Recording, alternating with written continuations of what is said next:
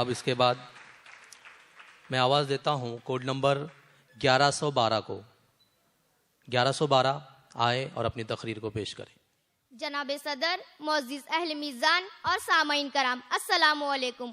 موضوع سکن ہے کارواں تعلیم کا آگے بڑھا، دولت اخلاق پیچھے رہ گئی. سامعین کرام، بے شک قرآن کلام الہی، قرآن صحیفہ آسمانی، قرآن معلم ادب زندگانی. چنانچہ پروردگار عالم نے قرآن حکیم کے وسیلے سے حکم دیا، اقرا بسمی ربک الذی. تو ہم نے اس حکم کو لبیک کہتے ہوئے اکتساب علم کو اپنی زندگی کا مقصد بنا لیا. نبی امی صلی اللہ علیہ وسلم نے فرمایا، طلب العلم فریضۃ علی کل مسلم و مسلمۃ. تو ہم نے تعلیمی اداروں کی دنیا بسا دی، اور جب سرور کائنات صلی اللہ علیہ وسلم نے حکم دیا کہ حصول علم کے لیے اگر چین جیسے دور دراز اور دشوار گزار مقام پر بھی جانا پڑے تو دریغ نہ کرو اور وہاں جا کر دولت علم کو اپنے دامنوں میں بھر لو. تو یہاں بھی ہم نے حکم خداوندی اور ارشاد محبوب سبحانی کی تعمیل کی. لیکن شریکان بز، آج ہم حالات، واقعات اور مشاہدات کا دیانتداری تجزیہ کریں تو ہم دیکھتے ہیں کہ علم کا دریا تو بہہ رہا ہے لیکن سفینہ اخلاق غرق ہونے کو ہے. چوری، بدکاری، بد زبانی، بد دیانتی، دروغ گوئی، فتنہ فساد، خیانت، نفرت، عداوت، وعدہ خلافی، معاہدہ شکنی، قمار بازی، غرض وہ کون سی برائی ہے جو آج معاشرے میں سرایت نہیں کر گئی؟ ہمارا معاشرہ ہرگز ایک مثالی معاشرہ نہیں کہلایا جا سکتا. سامعین با تمکین، یوں تو انسان ایک مشت خاک کے سوا کچھ بھی نہیں ہے، لیکن یہ اسی اخلاق کا فیضان ہے جس نے اس خاک کے پتلے کو اشرف المخلوقات کی سن تفویض کی.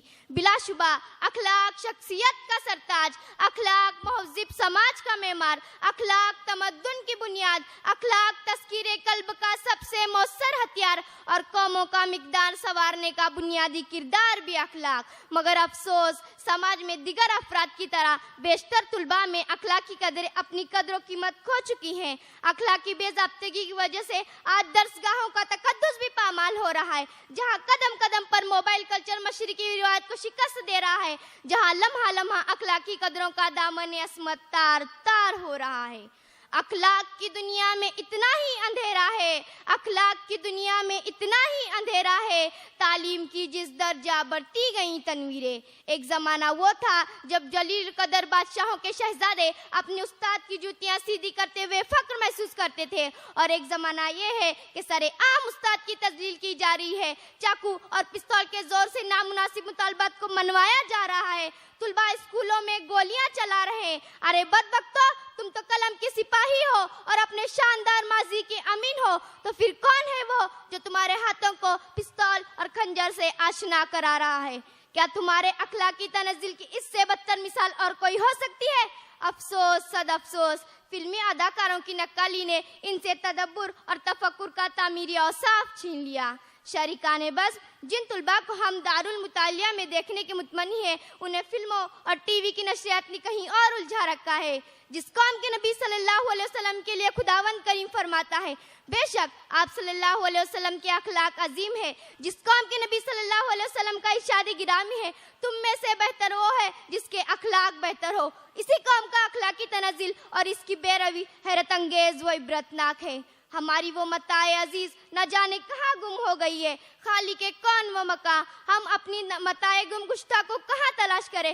کہاں دریا برد کر دیا ہے ہم نے اخلاق کے سفینے کو؟ کہیں ہم نے مغربی تہذیب کے ٹھیلے داروں کے ہاتھوں گروی تو نہیں رکھ دی شمشیر اخلاق؟ کل جو لوگ اصحاف حمیدہ کے مرکا تھے، آج اعمال غلیظہ کی مثال. ہمارے طلباء اس حقیقت کو ذہن نشین کر لے کہ درد ڈسکو ان کے قلبی سکون کی دوا نہیں بن سکتا. لہٰذا اے طالبان علم، خدا لا شریک سے اپنی شکستہ رشتوں کو دوبارہ استوار کرتے ہوئے نبی اکرم صلی اللہ علیہ وسلم کی حیات طیبہ کی روشنی میں اپنے اخلاق و کردار کی اصلاح کر لو. بد اخلاقیوں اور بد اعمالیوں سے دامن کو بچاتے ہوئے کامیابی کی نئی راہیں تلاش کرو، کیونکہ وقتی فرصت ہے کہاں کام ابھی باقی ہے. وقتی فرصت ہے کہاں کام ابھی باقی ہے. علم کے نور کا اتمام ابھی باقی ہے. شکریہ. اللہ حافظ و ناصر.